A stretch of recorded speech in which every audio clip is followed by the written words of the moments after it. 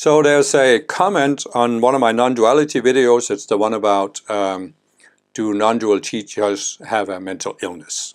And the comment is, just say your truth that makes sense to you. You don't need to attack other teachers.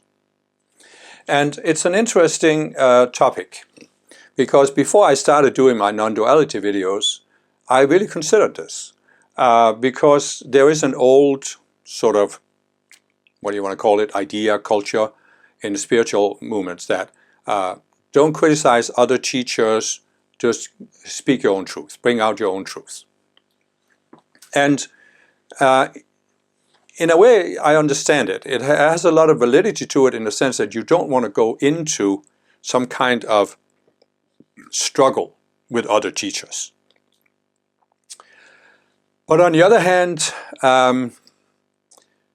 there are other considerations than this. Because first of all, you can say, am I actually attacking these non-dual teachers? I don't mention them by name.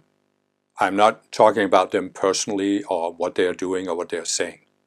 I'm only commenting on ideas. So is it really a personal attack?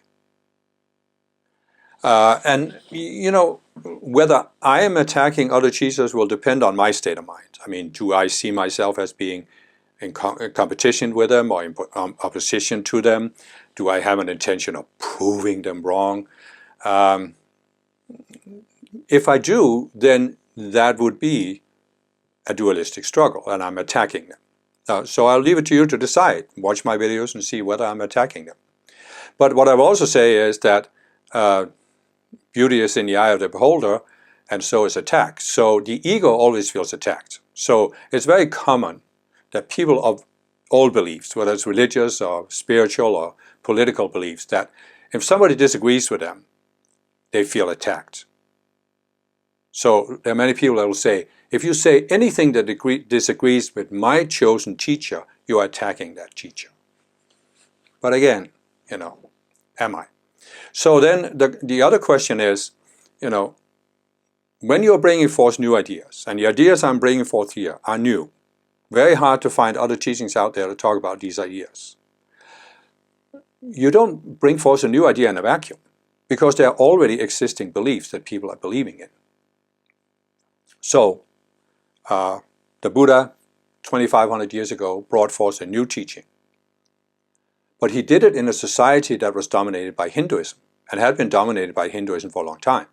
And the Buddha had what you might call discussions or run-ins with the Hindu Brahmins, because they believed they had a monopoly on truth.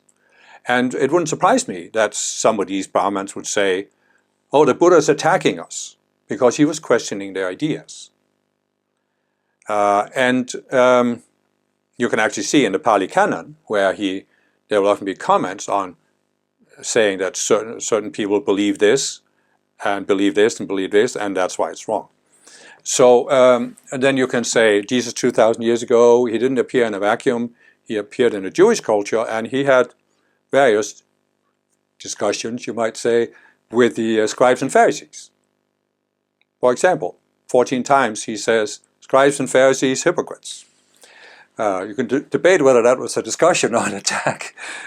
But anyway, all I'm saying is that it is legitimate when you bring forth a new idea to comment on existing ideas. The other thing I will say is that when I put my videos on YouTube and I allow comments, I don't expect that it's only people who agree with me who's going to comment on it. I'm putting myself out in the public, and obviously people can say whatever they want. And it's the same with these non-dual teachers. They put themselves out there in the public, on YouTube and elsewhere, and why shouldn't I have a right to comment on their ideas?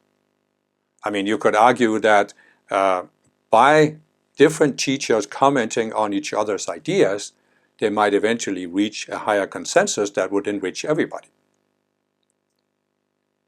So again, I think people who feel threatened, yeah, they won't see it that way, but does that mean that I should stop because some people feel threatened? Then I have another consideration, and that is that the reason why I started commenting on these non-dual teachings was that I started watching some of these videos on YouTube. And it immediately hit me how some of the ideas they're promoting are, first of all, out of touch with reality, and second of all, dangerous. And you can find, if you're willing to look for it, you can find videos on YouTube where people describe this. They followed one of these non-dual teachers for years, and it created all kinds of psychological problems for them. They became depressed, nothing mattered to them, some even became suicidal. And I have, over the years, many years I've been on a spiritual path, I have seen, not many, but at least a few people who took certain spiritual concepts and used them to basically get themselves into a straitjacket. I've also seen people who took spiritual concepts and they didn't get into a straitjacket, but they probably should have been. So I'm not saying this is the fault of the teachers necessarily, but I think in some cases it is, because the teachers put out ideas, and either the ideas themselves are dangerous, or the teacher sees it one way but doesn't realize that some of the students will interpret it a different way. And I understand that a teacher can't be responsible for how people interpret the ideas, but you can at least look at the fact that there are some ideas that have the potential to get people into a state of depression, including this idea that nothing is real, the world is an illusion, the self is an illusion, and therefore life has no purpose. So when I saw this, I could see that this will create problems for some people. And my reaction was, oh, this shouldn't stand unopposed. There should at least be an alternative to it. And I realized that I'm in a position, I have the experience, I have the knowledge that I can provide that alternative, and that's what I'm trying to do. So I don't see it as me attacking the teacher. I see it as me seeking to help the people who have had a negative experience from following certain teachings, because the ideas in these teachings are quite frankly dangerous.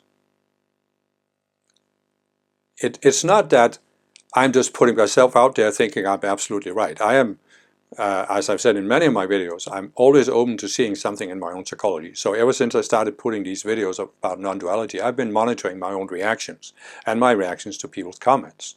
And so, obviously that changes over time. And I can see that today I'm less attached today than I was when I put out the first videos. So there has been a change in me over this time, and I assume that will continue going on. But I still see that it is valid to comment on ideas, and it certainly is valid to seek to help people who have been exposed to these ideas find a more constructive, more balanced view, which you can see that some of the comments on my videos, it has helped some people. So based on that, I think it's legitimate enough to put something out there, even if some people don't like it.